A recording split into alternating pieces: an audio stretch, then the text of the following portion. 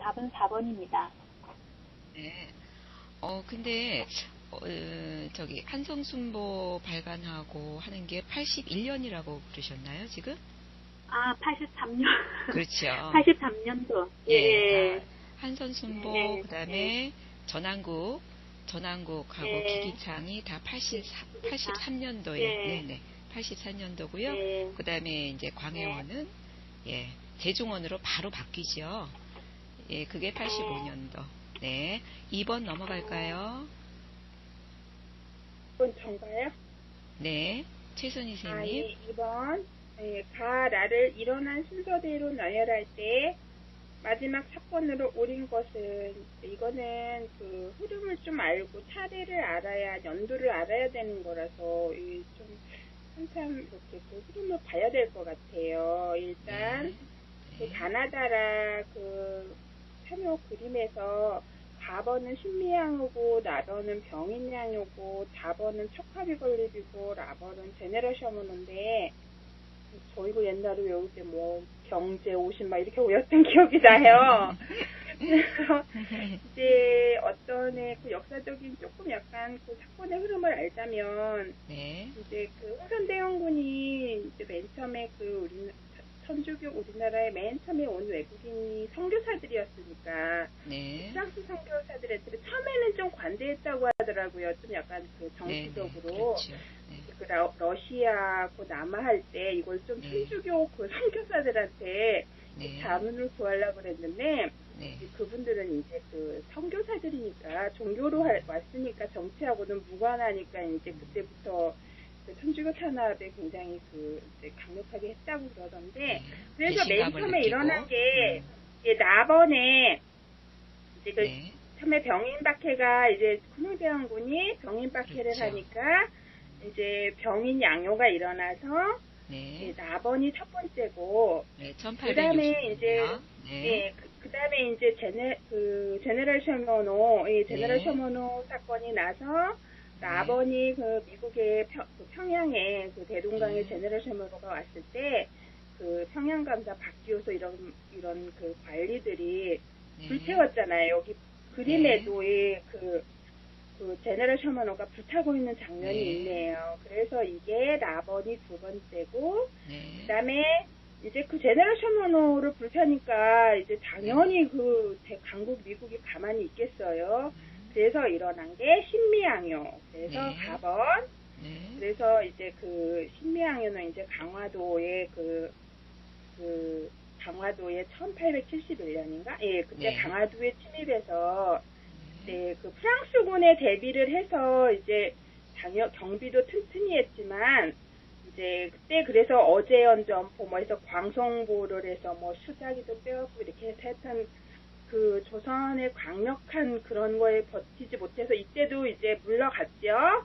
그렇게 하다 보니까 이제 그 흥선대원군이 그 조선 각지에다가 척화비를 건립하게 돼서 굉장한 그 열광의 문을 닫고 아주 세국 정책을 썼었다고 그럽니다. 그래서 차례대로 보면은 다가 되겠네요. 그래서 정답은 3번입니다. 네. 잘하셨어요. 이게 초급 문제이기 때문에. 잘 말했나 모르겠어요. 네, 잘하셨습니다. 초급이기 때문에 이게 이제 선생님이 말씀하셨다시피 연도가 중요한 게 아니라 그 사건의 흐름만 말해주세요. 그럼요. 흐름이 중요하니까 그 일어난 순서를 이게 병인양요는 프랑스하고 관련된 거고, 신미양요는 미국하고 관련된 거고, 그런 거. 그렇게 해서 일어난 순서를 그냥 흐름만 알 수 있게 일러주면 될 것 같아요. 자, 그러면 3번 넘어갈까요? 3번, 다음 조약에 대한 설명으로 옳지 않은 것은 4조, 조선은 부산 이외에 다른 두 곳을 개항하고 했을 때 부산하고 다른 두 곳은 용산하고 인천입니다. 개항하고 일본으로 가면 필수.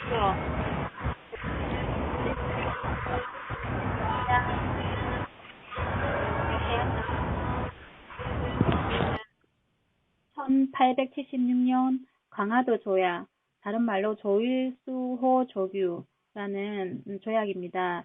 이 조약은 우리나라가 맺은 그 최초의 근대적 조약이며 외국과 맺은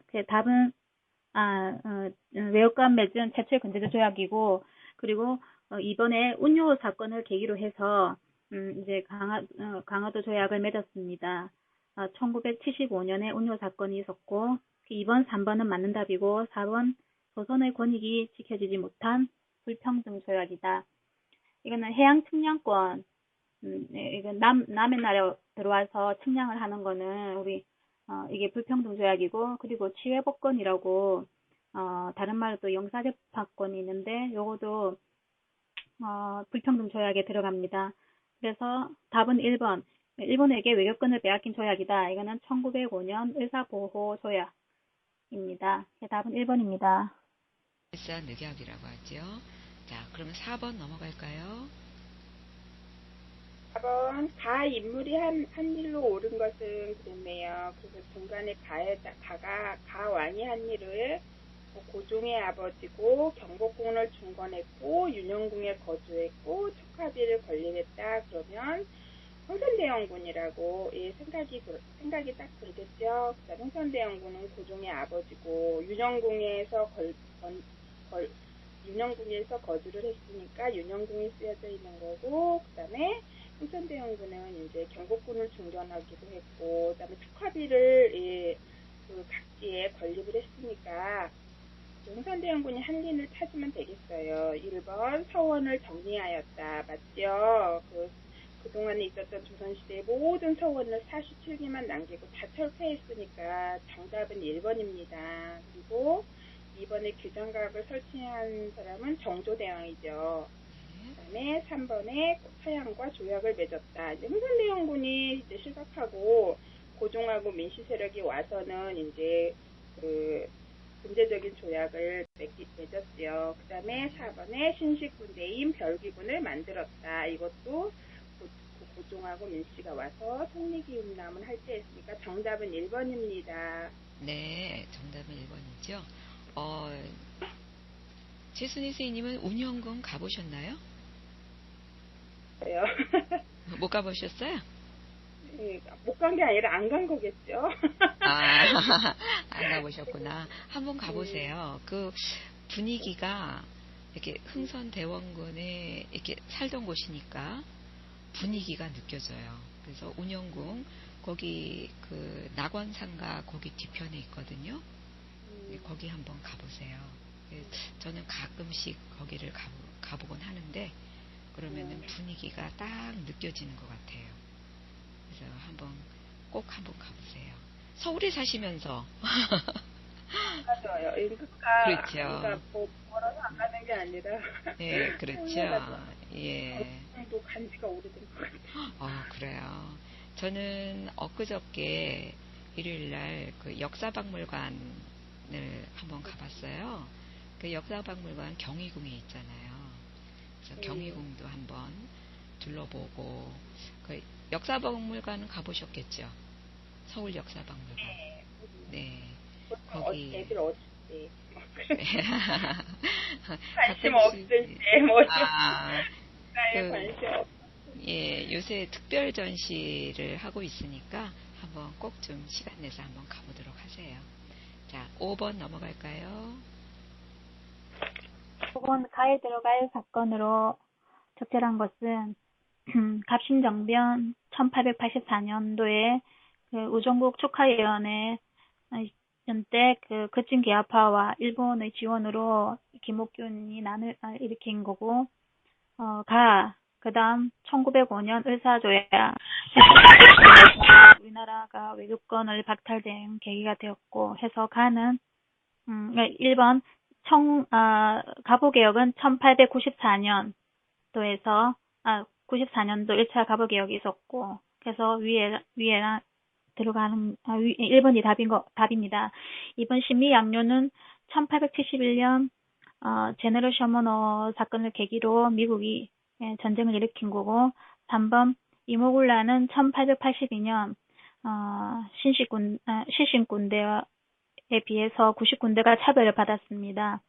그래서 90군데와 하층민들이 같이 난을 일으킨 게 이모군란이고 4번의 강화도 조약 1876년에 운요 사건을 계기로 강화도에서 조선과 일본이 체결한 조약입니다. 답은 1번입니다. 네, 그렇죠. 네, 여기서는 초급 문제이기 때문에 그냥 대충 연도의 흐름만 알면 됩니다. 신미양요, 이모군란, 그다음에 강화도 조약, 그다음에 갑신정변하고 을사조약 사이에 갑오개혁이 온다라는 거. 그래서 올해가 2014년도잖아요. 갑오개혁이 일어난 지 꼭 몇 년 되는 거죠? 120년 되나? 그렇죠. 1894년에 갑오개혁이 일어났으니까. 그래서 그렇죠. 그래서 갑오개혁이 연도 해마다 수능을 보게 되면 그 연도와 관련된 문제들이 꼭 출제가 되죠. 경향이. 그래서 올해는 2014년도이기 때문에 100년 전, 200년 전, 아니면 이렇게 120년 전, 이런 사건들을 중심으로 공부를 할 수 있도록 그렇게 요령을 일러줘도 괜찮을 것 같습니다. 6번 넘어갈까요? 가상신문에 실릴 수 있는 광고로 적절하지 않은 것을 추천하네요. 이거는 개화기 때부터 대한제국 때까지 근대 문물 들여다보기, 개항기의 근대 문물을 쓰는 것 같아요. 4번 나라 사정을 알고 싶습니다. 바로 그래서 밑에 방문국이라고 쓰여 있네요. 그래서 1883년에 한성통보를 말하는 게 가번이고요. 그 다음에 나번은 글을 몰라 답답하시죠. 한글 강습회를 개최하니 배우러 오세요. 조선어학회에서 올려놓은 거예요.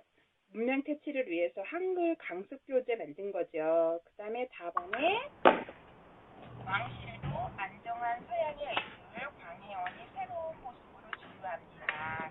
대중원 쓰여있으니까 이거는 광해원이 나중에 대중원으로 바뀌죠. 그래서 홍구스 알렌이 표시적이었는데 유형이 치료해줘서 만든 병원을 말하는 거고, 그 다음에 4번에 학교 여성도 다닐 수 있습니다. 망설이지 말고 입학하세요. 이왕입니다. 그렇게 써있네요. 이거는 부인이 만든 학교의 여성 학장이죠. 이화학장.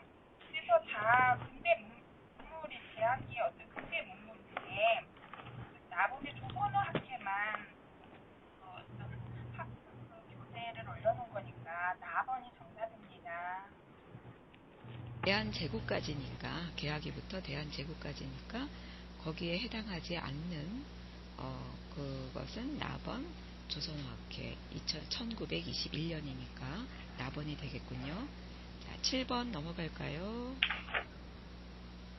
화해에 해당하는 사건으로 옳은 것은 어제니 방송부에서 전투가 있고. 선생님 들리세요? 제 말 들리세요? 네, 여보세요. 잠깐만요. 네, 선생님. 네, 권수정 선생님, 잠깐만요. 네, 저기 송경혜 선생님 네. 지인분이시죠? 아니요, 지인 아니고요. 근데 제가 들어오는 길에. 네네. 네네. 제가 아까 오늘 부원장님께 제가 잠깐 들어왔다가 한 30분까지만 이거 문제 몇 개 풀이하고 30분 뒤에 가겠다 그래서 네. 제가 8번부터 몇 개만 하고 그리고 듣기만 할게요. 지금 제가 다른 강의실에 와서 있거든요. 네네네. 네. 그러면 그 지인분이 하시겠다고요?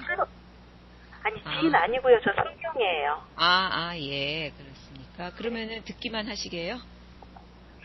아니요. 제가 8번부터? 지금 7번 하시잖아요. 네네. 네네, 8번부터? 네, 몇 문제 하고 네. 그리고 제가 그 수업에 들어가서 이거 이어폰 꽂고 듣게요. 아, 예. 참여를 안 하니까 네네. 하는 네. 시간도 자꾸 아, 그렇죠. 네. 그러면 권수연 선생님 지금 7번 하시는데 요 끝나면 송경혜 선생님이 네. 8번부터 조금 진행을 좀 해주세요. 알겠습니다. 네, 권수연 선생님. 네.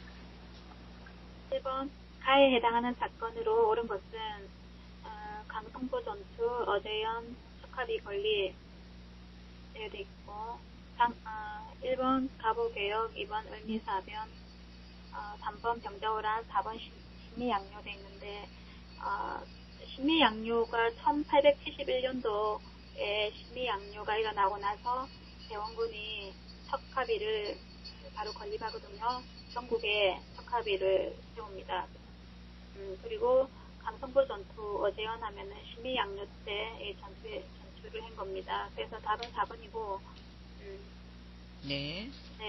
네, 그렇죠. 가보개혁은 4번입니다. 네네. 그래서 광성보 전투하고 어재현 하면 신미양요죠. 예, 그리고 이제 대원군이 신미양요가 있은 다음에 척합이 건립을 하니까 가에 해당하는 사건은 신미양요. 네, 그러면 8번 넘어갈까요? 8번은 그러면 송경희 선생님. 네네. 예, 저 8번이요. 네. 가에 들어갈 내용으로 옳은 것은, 원인은 운요 사건이고, 그리고 결과는 부산, 원산, 인천 개항, 그리고 수시사 파견. 이 사건은, 강화도 조약입니다. 그렇죠. 아까 좀 전에 얘기하셨던, 조일 네. 수호 조교인데, 네. 저희 운요 사건, 1875년에 이제 운요 사건으로 빌미를 삼아서 네. 이 강화도 조약이 이루어지고, 그리고 이제 부산, 원산, 인천을 개항하는데 차례대로 부산은 76년, 그리고 이제 원산은 80년, 그리고 인천은 83년도에 개항을 하죠. 그래서 부산은 이제 경제적인 목적이었고, 원산은 러시아의 남한 정책을 저지하기 위해서 군사적인 목적이었고, 인천은 이제 서울에 빨리 친구가 들어오기 위해서 정치적인 목적으로 이 새 항구를 개항을 해달라 그래서 개항을 하게 됩니다. 그래서 네. 이것은 정답은 4번 강화도 조약입니다. 네네. 아주 구체적으로 잘 준비를 해오셨네요. 자, 그러면 9번 넘어갈까요? 네. 예. 9번 가에 들어갈 장소로 옳은 것은 나는 1897년에 어디에서 대한제국 황제로 즉위하였노라. 이것은 황구단이죠. 이건 이제 대한제국으로 1897년에 대한제국이라고 이제 그 조선에서 대한제국으로 제국 저기를 표방을 하면서 연호를 광무로 썼죠. 근데 이것이 이제 1913년에 조선 일부 일제 때 이 황구단을 부수고 조선 호텔을 세웁니다. 일본들이. 그래서 여기서는 4번 황구단입니다. 네. 또 1번 광해원하고 광해원은 좀 전에 계속 앞쪽에서 나와서 아마 설명을 해주셨을 때고 동묘하고 사직단은 조선 초에 서울로 들어오면서 바로 만들었던 곳입니다. 그렇죠. 네. 10번 넘어갈까요? 네. 제가 좀 말이 빠르죠? 조금만 이제, 네, 조금 빠른 편이네요. 네. 네. 다음 연표에서 설명 푯말을 붙일 자리로 옳은 것은 독립협회가 만민공동회를 열었다. 만민공동회는 1898년에 이제 민중집회를 열죠. 근데 1896년에 독립협회가 창립되면서 이제 다음에 이제 만민공동회 활동을 많이 하게 되는데 이것이 이제 가보개혁과 일사조의 그 사이가 되죠. 그러니까 이 독립협회에서 아간 파천이 일어났을 때 그때 이제 다시 궁궐로 돌아오라고 이제 뭐 이렇게 건의도 하고 이래가지고 일어난 일이기 때문에 아마 그거 생각하시면은 그 연도수를 조금 이렇게 계산하기 좋을 것 같아요. 네, 그렇죠. 자, 11번. 11번. 가에 들어갈 내용으로 옳지 않은 것은 개항 이후 나타난 생활 모습의 변화에 대해 알려주세요. 여기는 이렇게 딱 보면은 그냥 답이 한 가지밖에 없어요. 매출할 때 얼굴을 가리는 장옷을 입기 시작했어요. 이것은 이제 조선시대 유교주의에서 일어난 그런 일이기 때문에 이거는 3번입니다. 정답은. 그리고 일부 도시에서 일부 주택이 세워지거나 궁중에서 커피와 홍차를 마시고 또 군인과 관리들의 복장이 서구식 제복으로 바뀐 것은 다 개항 이후에 일어난 일입니다. 네. 그래서 11번과 같은 문제는 뭐 쉽게 아주 수월하게 풀 수 있는 문제가 될 것 같아요. 자, 12번 넘어갈까요? 네. 12번. 다음 대화가 이루어진 시기를 연표에서 옳게 고른 것은 자네 얘기 들었나? 이제부터 법적으로 노비제도가 폐지된다면서 그러게 말이야. 군국 기무처에서 결정했다는군. 이것은 1차 가보개혁에 대한 이야기인데요. 1894년에 여보세요? 네. 1894년에 일어난 1차 가보개혁에 대한 이야기입니다. 그래서 이것은 4번 이제 1885년과 1897년 그 사이에 일어난 일인데 가보개혁은 우리가 처음으로 개혁을 중간에 갑신정변이나 동학농민항쟁으로 이제 어떤 개혁을 시도를 했지만은 그것들이 이제 잘 안 되었죠. 그래서 나라에서 정책적으로 개혁을 실시를 합니다. 아마 이제 동학농민운동에 많은 영향을 받아가지고 실시를 하게 되죠. 그래서 네. 답은 3번 가입니다. 네, 그렇죠. 여기서 보면 연표가 지금 나눠져 있는 게 고종 즉위서부터 국권 피탈까지예요. 그래서 이제 강화도 조약이 있고요. 그 다음에 이제 거문도 사건이 있으면서 여기 나에서는 뭐 이모군란하고 지금 갑신정변이 일어나게 되죠. 그 다음에 다로 넘어오면 거문도 사건 이후로 다로 넘어와서 그 다음에 대한제국 수립 전까지 뭐 정말 중요하고 많은 일들이 벌어집니다. 그래서 가보개혁, 동학농민운동, 그 다음에 을미사변, 아관파천까지 이 다에 이루어진 너무나 중요하고도 많은 일들이 일어나는 그 시기를 연표에서 옳게 고르는 문제가 자주 출제가 됩니다. 요거 중급 문제예요. 예, 그렇게 알고 계시고요. 네. 13번 하나만 네네. 하나만 더 하고 그리고 저 이제 다른 거 하실 것 같아요. 네. 13번이요. 3번. 네. 나를 주장한 세력에 대한 설명으로 옳은 것을 보기에서 고른 것은 조선 책략을 읽어보니 러시아의 남하를 막기 위해서는 미국과 수교해야 할 것 같습니다. 모르던 나라를 타인의 권유로 끌어들여서는 안 됩니다. 미국도 같은 오랑캐일 뿐입니다. 한쪽은 이제 가버는 개화파이고 나버는 이정척사파입니다. 그래서 가는 이제 그 박규수하고 오경석이 좀 대표적이고요. 박규수는 이렇게 제너럴 셔먼호 사건 때 그 평양 감찰에 있어서 그 제너럴 셔먼호를 불태운 사람이죠. 그리고 이제 나버는 뭐죠? 위정척사파로 만인소 사건을 일으키고 했던 이런 이만손이 좀 대표적인 인물이죠. 그래서 가는 통상 괴화론의 영향을 받았다. 개혁하고요. 이번에 니은이고 그리고 리을에 나는 성리학적 전통 체제를 지키려고 하였다. 이번 해가지고 3번에 니을입니다. 그렇죠. 니은, 리을 4번이죠. 네, 4번이요. 4번. 네. 그래서 이만손하고 홍제학이 대표적인 거는 이게 가가 아니고 나고 위정척사. 예, 그렇죠. 그 다음에 정부의 개화 정책을 주도한 것은 지금 개화파로 돼 있죠. 나가 아니고 가고. 네. 그래서 답은 니은과 리을. 네. 네, 송경 선생님. 네. 네, 수고하셨습니다. 그러면 계속 듣기는 하시는 거죠? 예, 마이크는 꺼주세요. 네. 감사합니다. 그러면 네, 수고하셨어요. 그다음에 14번은 그러면 최선희 선생님 한번 해보실까요? 다음은 어떤 단체가 개최한 토론의 주제이다. 이 단체의 활동을 하는 것은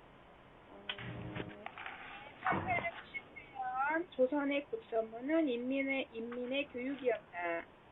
그다음에 인민의 견문을 넓히려면 신문을 발간하는 일이 제일 중요하다. 1898년 중추원을 개편하는 것이 정치상 제일 중요하다. 1898년에 백성의 부가 높아지고 나라의 힘을 꺾을 수 있다.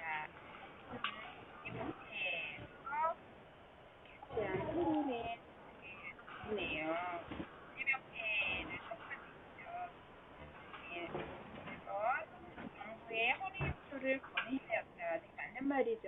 독립협회에서 허리역조를 건의했었죠. 2번 국의 독립운동기지를 건설하였다. 이거는 신민회에서 한 활동이고요. 그다음에 3번에 고종의 고종퇴위 반대 운동을 중지한 건 한국의 경제는 대한 자강이고요. 그다음에 이제 황무지 개방권 요구를 저지한 것은 보완회고, 그다음에 을사의적을 규탄하고 친일파를 처단하려 했다. 이거는 나철이 그 을사조약에 서명한 그 5명의 매국노를 처단하기 위해서 모적 암살단이죠. 정답은 1번 그 허리육조를 건의한 2번이네요. 네. 자, 이거는 독립협회의 활동. 이 문제들은 잘 나옵니다. 그래서 여기에 이제 나온 2번의 신민회라든지 3번의 대한자강회라든지 그 다음에 보안회, 그 다음에 오적암살단 이 단체의 활동들에 대한 문제가 자주 출제가 되고 있어요. 그걸 다시 한번 확인해 주시기 바랍니다. 자, 15번 넘어갈까요? 5번 다음 건물이 완성된 이후의 사실로 옳은 것은 황구단하고 황궁우가 나왔는데 요거는 대한제국을 설립 선포하고 그 황구단에서 고정을 한 개씩을 하고 대한제국을 선포했죠. 그리고 계속 광고 계획을 추진하고 했던 것입니다. 그 이후의 사실이기 때문에 1번 지게를 발급하였다. 이게 강국이에요. 이후의 사실이고 2번 나간 파편이 일어났다. 이거는 1898년도에 전에 1년 전에 일어났던 일이고 96년 1년 전에 일어났던 거고 3번 홍범14조를 반파했다. 이거는 1895년 2차 가보개혁 때 선포했고 4번 통리기무 안문을 설치하였다. 이거는 이제 민시의 계화정책 기구로서 1880년에서 82년도까지 통리기무 안문이 설치되어 있었고 5번 교육 입국 조서를 발표하였다. 이거는 1895년 2차 가보개혁 때 정부에서 발표하였습니다. 답은 1번입니다. 중급하고 초급이 다른 것은 초급은 연도는 몰라도 돼요. 그 흐름만 알면 되는데 이게 중급에 와서는 이게 이때 1894년서부터 여기서는 통리기무안문서부터 나왔으니까 1880년부터 우리가 그 국권 피탈될 때까지가 연도마다 굵직굵직한 사건들이 많습니다. 그거를 연도별로 파악할 필요가 있어요. 그래서 잘해주셨어요. 자, 16번 넘어갈까요? 다음 조항들이 공통점으로 옳은 것은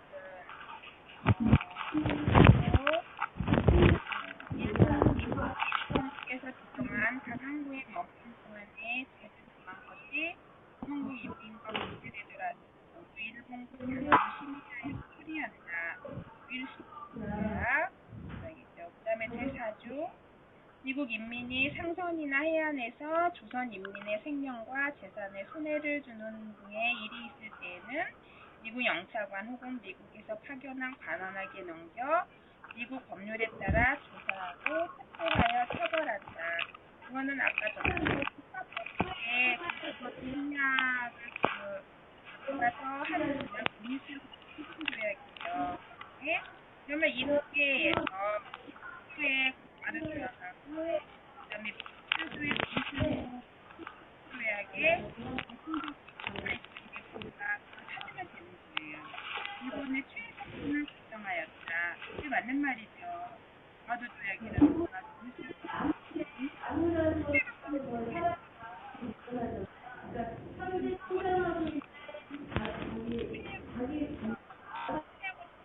왕은 미국만 있었지만 이 취해법권은 양쪽 다 있으니까 이거는 정답이 1번이 되겠네요. 그 다음에 2번에 최애국 대우를 인정하였다. 이거는 조미수 통상조약에만 있었죠.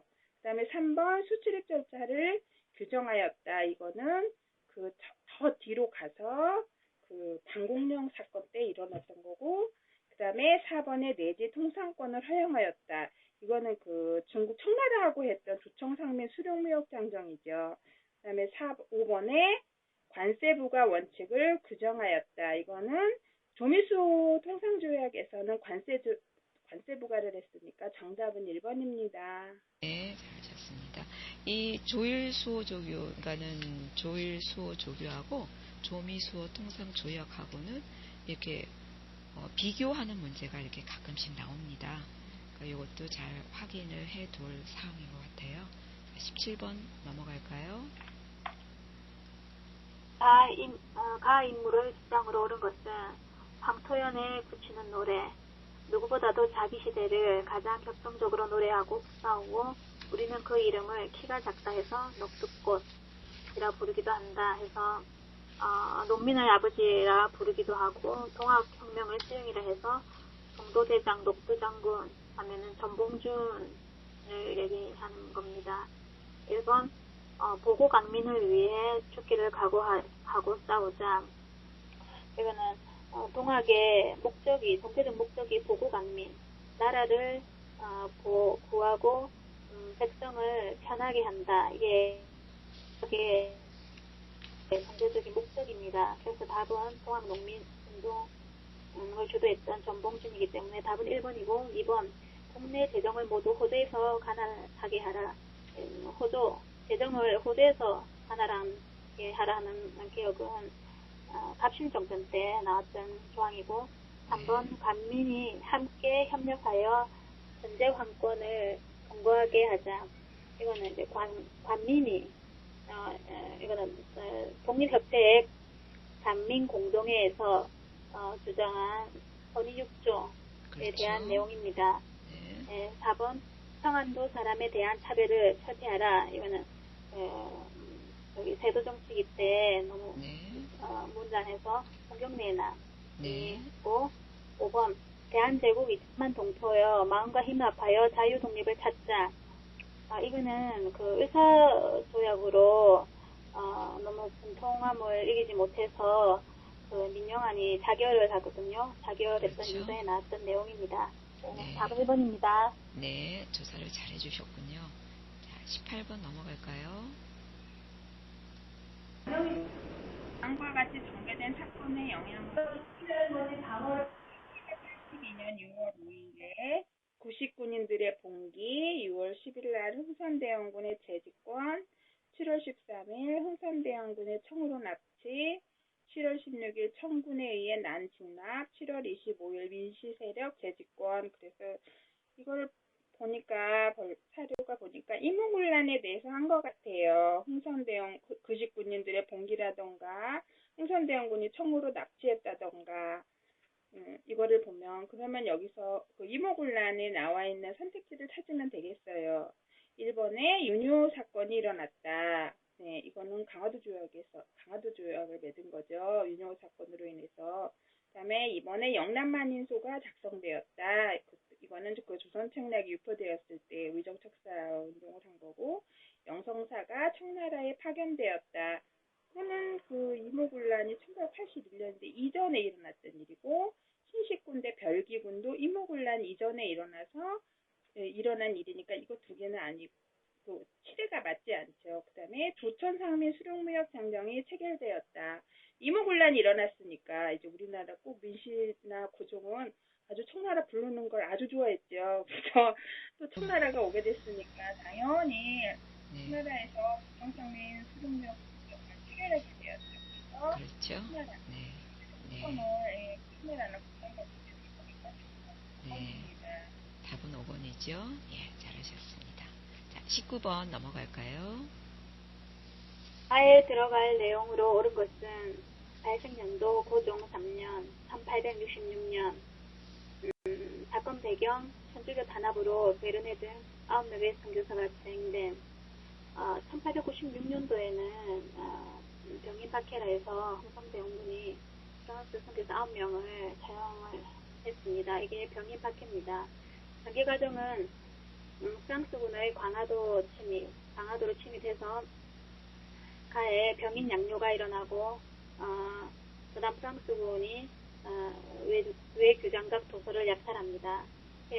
가 병인 양요에 해당하는 사항을 찾으면 되는데 이번에 양은스 부대가 정조 산성에서 항전을 벌인 거는 네. 병인 양요에 대한 거고 그리고 네. 양은스 말고 또 산성군이라서 문수 상성에서 또 항전을 벌인 게 있습니다. 답은 5번이고 1번 네. 고종 황제 퇴위는 1907년도에 네. 퇴위하고 2번 강화도 조약은 1876년 거문도 불법 점령은 1885년 어제현 장군의 강성부 전사는 신미양요를 얘기하는 겁니다. 네, 답은 5번입니다. 네. 고종강제 퇴위가 왜 고종강제 퇴위가 됐는지 원인이 뭐죠? 고종이 강제로 퇴위된 거. 네. 그때 의사보호소약으로 헤이그에 우리나라가 네덜란드 헤이그에 특사를 파견하는데 네. 그때 이제 일본이 네. 일본권이 박탈됐는데 보냈다 해서 고종을 그렇죠. 강제 퇴위시키고 군대 대전시키고 있습니다. 네, 예, 그렇죠. 그래서 1907년에는 신미 그 의병도 일어나죠. 네. 네. 정미의병. 네? 정미의병. 정미의병. 신미의병이 네. 정민년이니까, 네, 정민년이니까 네. 정미의병, 네, 정미의병도 일어납니다. 그래서 그것까지 확인할 수 있도록 해주시고요. 그 다음에 20번이요. 네. 정책의 시행 목적으로 옳은 것을 보기에서 고른 것은 신문의 문화재청은 경남 창녕의 사익정원인 관산성원터에서 땅에 붙인 의패를 발견하였다고 밝혔다. 이들 등의 성원을 헐고 신주를 묻도록 했던 흥선대원군의 실체로 확인되었다. 저는 그 흥선대원군의 서원 철폐를 여기다 올려놨으니까 그 흥선대원군의 그 정책에 시행한 거를 찾으면 되겠어요. 기억은 신문제 폐지, 그 다음에 니은은 국가 재정을 확보, 디귿은 세도 정치 강화, 니을은 양반의 횡포 방지 이렇게 했는데 여기서 그 흥선대원군은 이제 뭐 포제라던가 사원 철폐라던가 경복군 중건 이런 걸 위해서 국가 재정을 확보하려고 했으니까 니은이 국가재정 확보, 경복궁 때문에 국가재정을 확보하려고 했죠. 그 다음에 니은하고, 그 다음에 이제 서원 철폐한 것도 어떤 양반들하고의 그걸 철폐하려고 한 거니까, 기억, 니을에서 양반의 횡포를 방지하기 위해서, 서원도 철폐하고. 철폐를 했죠. 정답이 4번 니을에 되겠네요.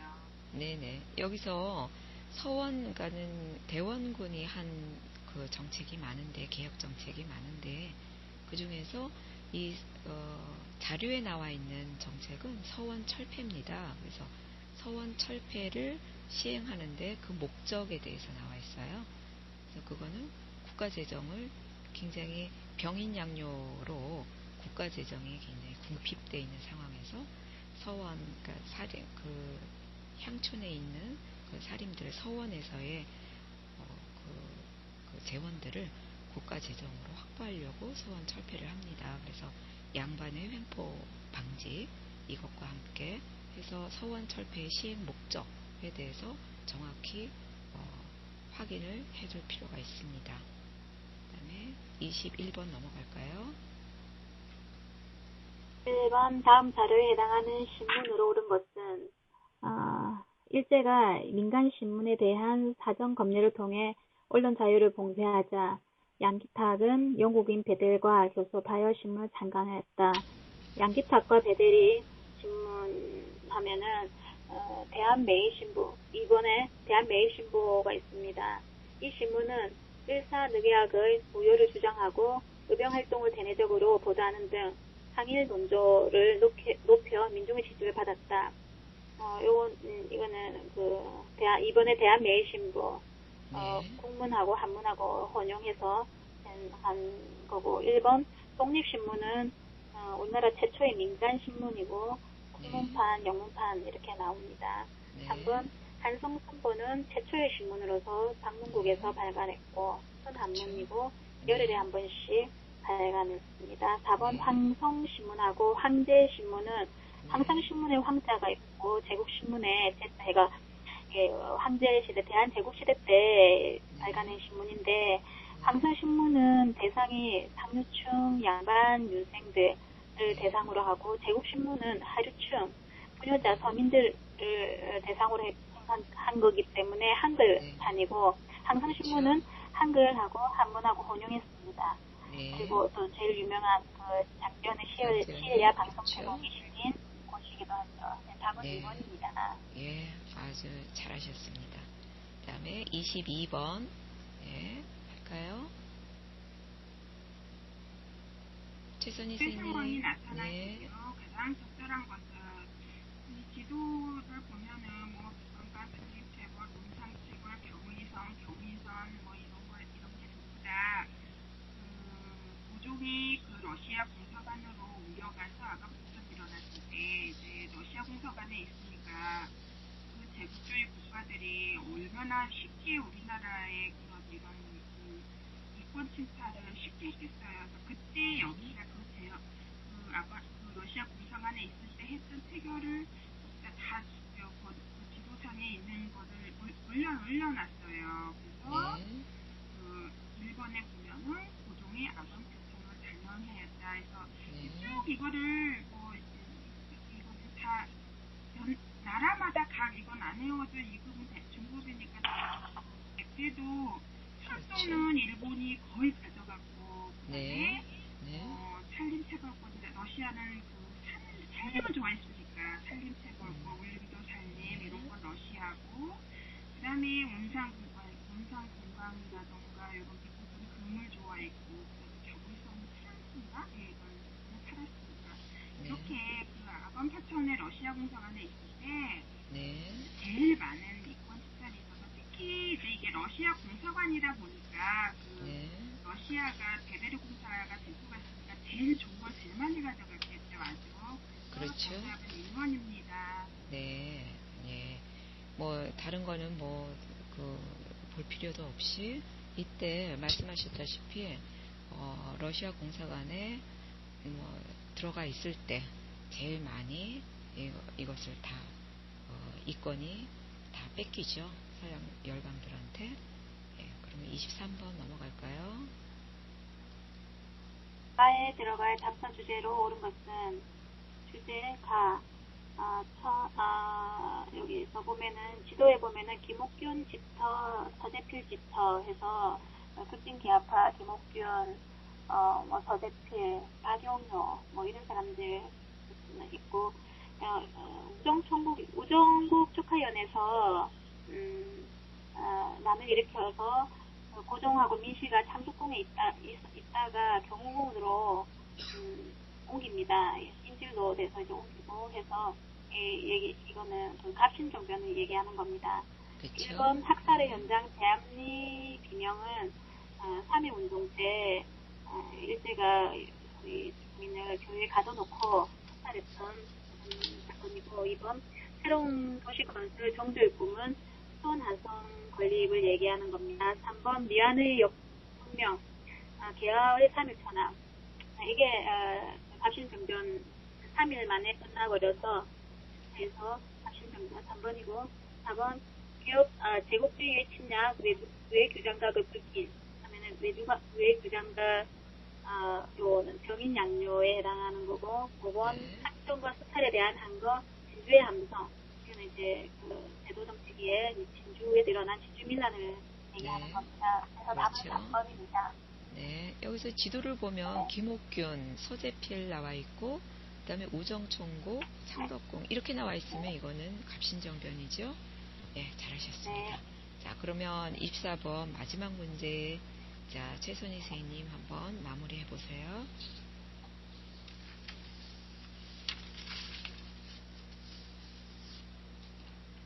최선희 선생님 안 들립니다. 안 들려요? 네, 지금 들려요. 들려요? 네. 네, 3조 조선은 5만 원을 지출하여 해를 당한 일본 관원의 유족과 부상자를 특별히 돌보아준다. 4조 형조들의 포악한 행동으로 인하여 일본국이 입은 손해와 공사를 후유한 해군과 육군의 비용 중에서 50만 원을 조선국에서 보충한다. 제5조 일본 공사관의 군사 약관을 두어 경비를 서기한다. 이거는 위에 3조 4조 몰라도 5조는 공사관의 군사를 두어 경비를 서기한다. 그러면 아 이거 재무포조약이겠구나 하고 벌써 생각을 할 수 있을 것 같아요. 그래서 이거는 재무포조약을 체결한 건데 재무포조약 배경인데 그러면 재무포조약은 그 이모군란으로 인해서 재무포조약을 체결한 거잖아요. 그래서 그렇죠. 이때 그 선택지에서 이모군란을 찾으면 되겠어요. 이모군 일어났는데 그래서 일본에 90군인이 선해청을 습격하였다. 네, 맞는 말이죠. 네. 별기군이 새로 생겨서 90군인들은 그때 그 대우가 엄청 열악해가지고 그 13개월이나 월급에 밀려있으니까 더구나 받았다는 게 뭐 견아, 모래가 이런 거 있으니까 당연히 그 군인들이 군인들의 어떤 그런 게 막 끌어올라서 그런 게 자기들의 봉기가 일어날 수밖에 없었겠죠. 그래서 이 군인들이 선해청을 습격해서 일으킨 게 이모군란이니까 이 정답이 1번 이모군란이 되겠네요. 네. 2번에 방국령을 내려 국식 유출을 막았다. 이거는 한참 뒤에 그 조병식인가? 황해도관 필사가 했던 것이고 그 다음에 3번에 영국군이 광문도를 북과 점령하였다. 이거는 영국이 그 러시아를 견제하기 위해서 이거는 광문도를 2년 동안 점령했던 거고 그 다음에 4번에 평양국민이 제네럴 셔머너를 불태웠다. 이거는 평양의 그 박근수당이 미국의 제네럴 셔머너를 불태운 사건. 그 다음에 5번 운유호가 강화도에서 무력 시위를 하였다. 이거는 강화도 조약으로 통상수교한 강화도 조약을 말한 거니까 정답은 1번입니다. 네, 참 잘하셨습니다. 이렇게 해서 오늘 수업이 근대사회의 전개인데, 근대사회의 전개는, 굉장히 이렇게 젊은, 선생님들이, 굉장히 사건이 너무 많기 때문에 어려워들 하시는 부분이에요. 근데 두 분은, 너무 잘하시네요. 그리고 제가 오늘 느낀 거는 굉장히 자연스러워졌어요. 송경애 선생님도 그렇고 지금 권수정 선생님도 그렇고 송경애 선생님, 최선희 선생님하고 권수정 선생님이 굉장히 자연스럽게 진행이 지금 매끄럽게 잘 되고 있는 것 같은 굉장히 자연스러워졌어요. 그래서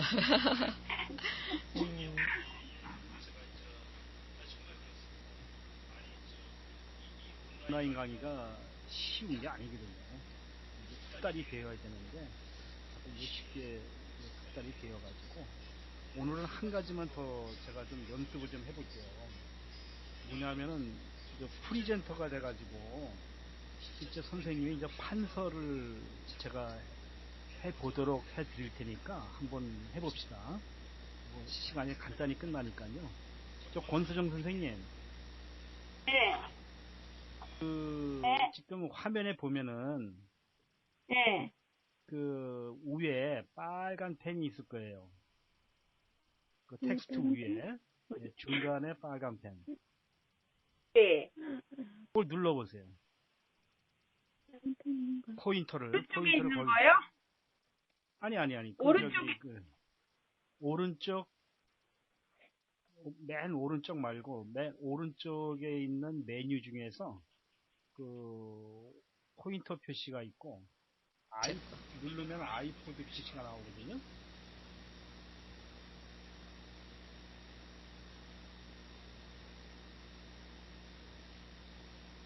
안 보이시나요?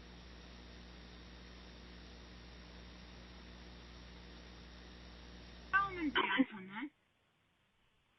한수영 선생님한테 제가 그거를 할 수 있도록 지금 해놨는데 위에 그 메뉴바가 활성화되어 있을 거예요. 아닌데, 잘못 들어갔는데. 어디를 얘기하는지 잘 모르겠는데요. 아니 그 우리 텍스트 있죠, 지금 텍스트. 지금 우리 문제가 보이거든요. 네, 문제 바로 위에. 문제 바로 위에. 위에 보면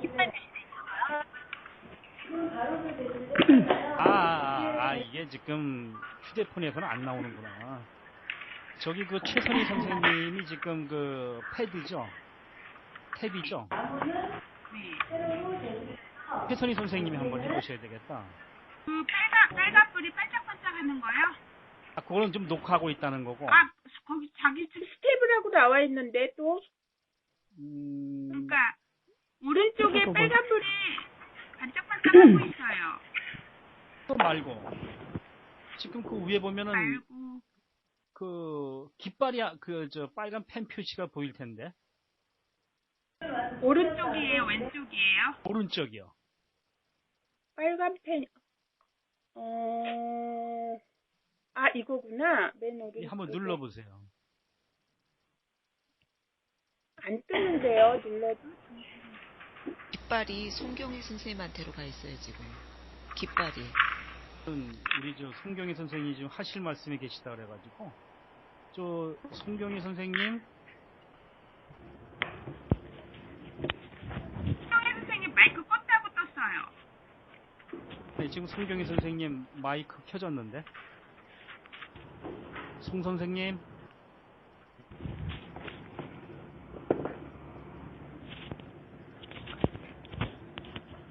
네, 제가 말을 못해요. 예, 알겠습니다. 그거 지금 거기 제가 눌러보니까 뭐 문제 보고 뭐 이런 거 떴어요. 지금 그 가지고 계신 게 탭이세요? 뭐예요? 기종이? 네, 탭이에요. 그럼 이게 소프트웨어가 스마트폰용이 있고, 네. 그 다음에 그 탭용이 있고, 노트북용이 있거든요.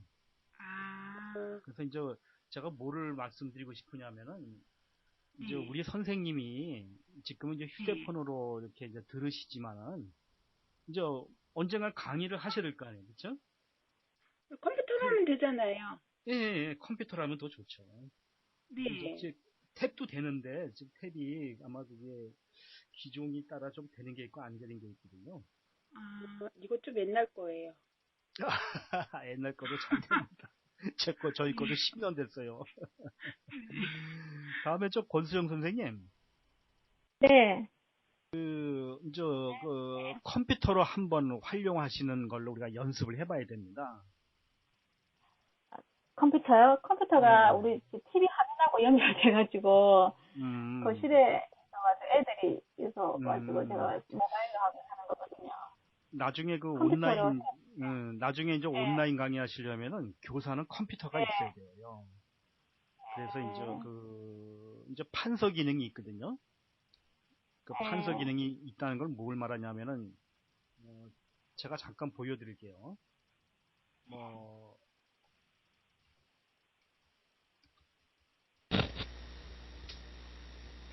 이제 그 글자를 열 수가 있고, 그 다음에 안 뜨는. 안 돼요? 네. 잠깐만요.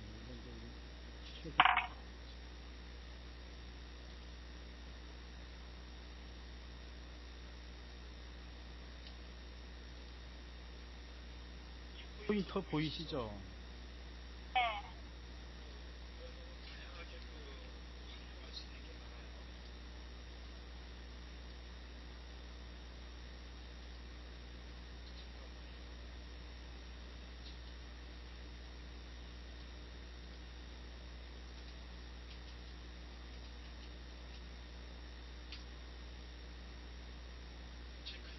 계시나요? 네?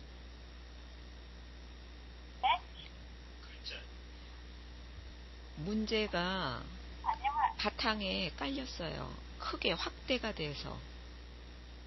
네, 안녕하셔요. 안녕하셔요라는 글자가 있고요. 입니다. 문제가 밑에 깔리면서 그 위에다가 판서를 할 수 있게 그렇게 되는군요. 네. 이런 연습을 좀 하시게 되면은 이제 그 수업하는데 많이 도움이 좀 되거든요. 아이들한테 조금 이제 그러니까 이런 것도 좀 활용할 수 있고, 제일 중요한 게 이제 이 포인터를 이렇게 해서 애들이 집중을 해줘야 되거든요. 네. 그어가지고 좀 어떤 쪽에 좀 강조하는 뭐 이런 것도 좀 사용할 수 있으시면은 이제 많이 도움이 되죠. 그래서 뭐 이번이 아니더라도 뭐 거의 4주째는 실제 선생님이 컴퓨터로 이렇게 활용해 보셔야 됩니다. 해보시고 이제 실제 이제 강의 연습을 해 보셔야 되거든요. 그러면 이제 저희가 온라인에서 이제 학생들을 좀 그 수준별로 모아가지고 이제 선생님이 실전에 나가서 한번 이렇게 해 보실 수 있도록 해 드릴 테니까요. 그러니까 이제 제가 구현하고자 하는 건 이런 거예요. 그 교사가 학생이 되어보고, 학생이 또 교사가 되어보고, 친구가 선생이 되고, 또 선생이 또 친구가 되는 이런 수업을 저희는 생각을 하고 있어요. 뭐 오프라인에서는 요새 아이들이 칠판을 보고 앉는 게 아니라 서로 친구와 친구끼를 이렇게 마주보고 앉게 한답니다. 그래서 실제 질문이 있으면 친구가 가르쳐주고 서로 같이 협업을 통해서 질문도 만들어보고 발표도 한번 자기들끼리 논의해보고 그래가지고 수업의 효과가 상당히 좋아졌다 그래요. 근데 사실 우리가 이 온라인으로 하면 그게 더 가능합니다. 더 효과적이에요. 근데 이제 아직 이제 이런 온라인 하는 데에 대한 이제 숙달이 좀 덜 되고 조금 좀 맨 처음엔 낯설거든요. 사실 우리 선생님들이 거의 뭐 선구자적 역할을 하시는 거예요.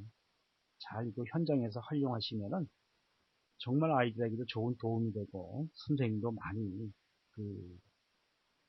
지도하시는데 큰 효과를 발휘할 겁니다. 우리 마지막으로 카메라나 좀 펴서 인사 좀 할까요? 예, 예.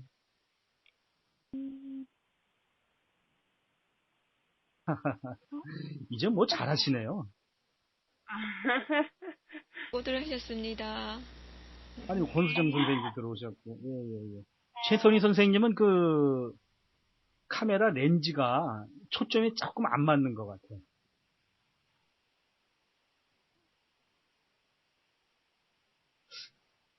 조명이 제가 지금 책을 옆으로 놔서 그런가 봐요.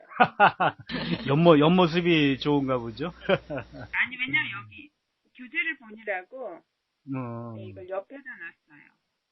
그리고 이제 마이크가 이렇게 이제 흔들리면은 이제 이쪽에서 들을 때 그 감도가 상당히 직접적으로 오거든요. 그래서 이제 마이크를 가급적 고정 위치에서 이렇게 하실 수가 있어야 돼요. 그래서 이제 방송국에서 보면은 마이크를 그 얼굴에다가 이제 스카치 테이프로 붙입니다. 마이크가 흔들리지 말라고. 그래서 나중에 이제 강의하실 때는 이제 그 발표자의 목소리가 꾸준하고 일정해야 되거든요. 그래서 이제 오디오가 이제 흔들리면은 이제 아이들이 지루해 하고 좀 짜증을 내니까 이제 우리가 이제 그런 것도 이제 신경을 쓰셔야 됩니다. 제가 우리 블로그에다가 선생님 이렇게 강의 듣고 말씀하시는 거를 조금 올려놨어요. 그래서 선생님 목소리가 어떻게 들리는지 이런 것도 한번 좀 확인해 보세요. 자기 목소리가 이렇게 우리가 이제 미로를 통해 가지고 어떻게 반응이 되고 어떻게 들리는가도 이제 이렇게 신경을 써 주시면 내 목소리, 이게 온라인이기 때문에 그렇습니다. 목소리 템포를 어떻게 하면은 아주 선명하고 똑똑하게 잘 들릴 수 있을 것인지 뭐 이런 것도 좀 생각을 해주시고요. 하여튼 좋습니다. 뭐 이거를 조금 아직은 조금 제가 보기에는 더 우리가 준비를 해야 되겠지만은 더 우리가 요거에 좀 숙달이 되어가지고, 이제 훌륭한, 저희는 좀, 온라인 강의는 우리가 선두주자예요. 하는 데가 없습니다. 우리 선생님들이 거기에 좀 참여를 하셔가지고, 물론 오프라인도 하셔야 되겠죠. 하시고, 근데 온라인을 통해서 이렇게 선생님이 이제 자꾸만 노출이 되면은, 요새는 과외도 그렇고, 지역사회에서 선생님들이 프로필을 어디 제출할 때, 이런 그 동영상 본인이 했던 거를 제출하면은 그게 더 효과적입니다.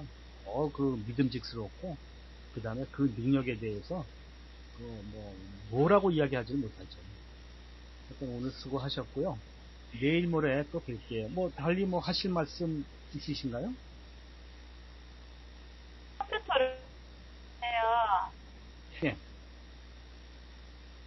거기도 깔아야 되죠. 퓨즈 까는 거야? 예, 퓨즈 미팅을 까시는데, 컴퓨터용을 깔아야 됩니다. 스마트폰용을 깔지 마시고. 컴퓨터에 들어가서. 네네. 컴퓨터로 들어가서 하는 거네요, 그거는. 예. 인터넷에서 퓨즈 미팅 찾아가지고, 이제 까시면 되고, 거기도 이 스마트폰처럼 똑같이 나옵니다. 이제, 조이 미팅이라 가지고. 예? 똑같던데요? 예, 똑같아요. 예, 똑같습니다. 근데, 컴퓨터로 하면. 스마트폰은 어플가 되고. 예, 어플만 되고, 컴퓨터는, 이제, 미팅 할 때에 문자도 보낼 수 있고, 선생님이 누가 말하는지 이제 인원이 다 나오고, 그 다음에 이제 카메라도 보면서 컨텐츠도 같이 올려요. 그러니까 이제 화면도 나오고, 이제 컨텐츠도 나오고, 이제 하여튼 어떻든 간에 선생님이 아이들 지도한다고 이제 한다 그러면은, 컴퓨터를 사용하셔야 됩니다. 아니면 탭을 사용하시든가. 그리고 전에도 말씀드렸지만, 아이패드는 아니죠? 아니, 아이패드도 관계없어요. 예, 아이패드도 좋고. 아이패드도. 예. 그리고 제가 또 하나 부탁드리고 싶은 거는, 선생님이 하루하루 이렇게 좀 한 30분이라도 계획을 세워서, 파워포인트로 이 자료를 만드셔야 돼요. 그러니까 아이들 중학교면 중학교, 고등학교면 고등학교, 이 교과서를 가지고, 교과서의 내용을 중심으로 해서 선생님만의 노트를 파워포인트로 만드셔야 됩니다. 지금 우리가 이제 문제만 지금 이렇게 풀고 있는데, 앞으로 이제 문제가 나오면 현장에서 아이들 지도할 때, 거기에 이제 보조 자료로, 제가 지금 보여드리는 텍스트는 다 이 파워포인트예요. 그러니까 파워포인트 중간중간에 보조 이미지 같은 것을 삽입을 하면은 아이들의 시각적으로, 그 다음에 이제 역사를 이해하는데 많이 도움이 되거든요. 그래서 그러한 컨텐츠를 발굴하고 찾아보고, 나름대로 선생님 거를 만드는 그런 노력이 필요하세요. 근데 이제 그걸 어떻게 하느냐. 지금 이제 우리가 파워포인트 파일이 있으니까 그 파일을 저희가 드리면은 그 사이사이에 선생님이 네이버나 이제 구글에서 이미지나 어떤 우리가 말하는 이제 검색을 해서 그 내용을 중간중간 이게 삽입을 해 주십니다. 그러면 이제 아이들이 그걸 통해서 더욱 문제를 쉽게 이해할 수가 있거든요. 하여튼 저희 온라인 강좌의 제일 중요한 거는 시각적으로 아이들에게 많은 거를 보여서 굳이 애써서 외우지 않더라도 보고 듣고 함으로써 이 암기 효과를 높인다는 데 있거든요. 그런 것도 해서 지금부터라도 이제 이렇게 계획을 세우셔가지고 나만의 노트를 이제 파워포인트로 작성을 해본다. 파워포인트는 많은 내용이 들어가기보다는 그 요점을 이렇게 해주시고 그림을 많이 삽입을 하시는 거거든요. 그래서 이제 그런 것도 이렇게 한번 만들어 보시고 또 마음에 안 들면 또 고쳐 보시고 이렇게 하면서 이제 버전업을 시켜 나가시는 거죠. 그게 선생님이 재산이 되시는 거예요. 그럼 파워포인트 배워야 되나요? 파워포인트는 선생님 지금 스마트폰 있죠? 네. 스마트폰에 유튜브를 들어가 가지고 파워포인트라고 해서 검색을 치면은 엄청난 사람들이 강좌를 많이 했어요. 그것만 보셔도 쉽게 익힙니다. 파워포인트는 어렵지 않아요. 그래서 그 강좌 뭐 이렇게 어디 또 뭐 학원 가서 배우실 생각하지 마시고 요새는 그 파워포인트나 엑셀 뭐 이런 거 뭐 다 그 컴퓨터 스마트폰에서 유튜브에서 쉽게 그 익히실 수가 있어요. 근데 우리 선생님은 무조건 파워포인트는 배우셔야 됩니다. 파워포인트라는 게 저 발표하는 기능이고 요새 아이들 다 파워포인트는 뭐 다들 배우거든요. 그리고 잘 활용해요. 또 현장에 나가서도 뭐 현장 나가면 다 대형 TV가 있고 빔 프로젝트가 있기 때문에 파워포인트를 활용하지 않으면 애들 다 좁니다. 그래서 뭔가 충격적인 그림, 애들에게 감동적이고 신선한 이런 이미지를 많이 활용하실 수 있도록 그런 것이 얼마나 많이 갖춰져 있느냐가 사실 능력 있는 이제 우리 한국사 지도사 선생님이 되시는 거예요. 뭐 매일 뭐 몇 시간씩 그렇게 하실 필요 없습니다. 제가 보기엔 유튜브에서 한 2시간 정도만 들으셔도 훌륭하게 만드실 수가 있고 하루에 30분 정도 아이들 교과서를 가지고 교과서 나오는 이외의 그림 뭐 구글이나 네이버에 엄청나게 떠 있습니다. 그런 그 역사적 그 자료들 그런 것들을 그 파워포인트에 삽입을 시켜줘서 뭐 이런 온라인이나 혹은 오프라인에서 뭐 말로 하는 것보다 그런 그 역사적인 그 사건이나 그 사진을 그렇게 비주얼로 보여주면은 아이들이 그 감동이 빨리 다가서거든요. 자, 선생님 오늘 여기까지 할게요. 네. 식사들은 하셨어요? 네. 그래, 그럼 모레 뵐게요. 네, 모레 뵙겠습니다. 들어가세요. 네.